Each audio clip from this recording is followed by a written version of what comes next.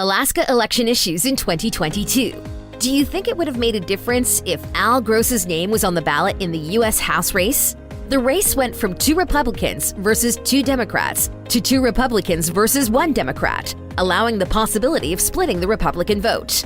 The Division of Elections failed to strictly comply with election law deadlines. Alaska Supreme Court. On June 21, 2022, 56 days before the special general election and the regular primary election, Dr. Al Gross filed his withdrawal from both elections.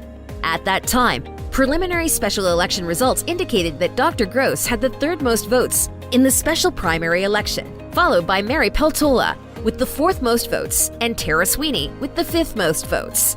Though the parties did not raise the issue of Dr. Gross's name being removed from the special general election ballot, we are troubled by the division's apparent failure to abide by the statute and its own regulations in this regard.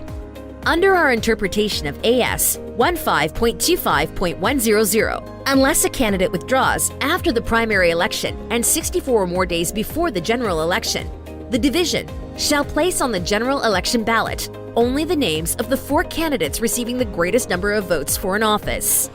This language makes clear that, had the division strictly followed the law, Dr. Gross's name should have remained on the special general election ballot. Similarly, under 6 AAC 25.210b, the 64-day replacement deadline applies to removing a withdrawn candidate's name from the general election ballot.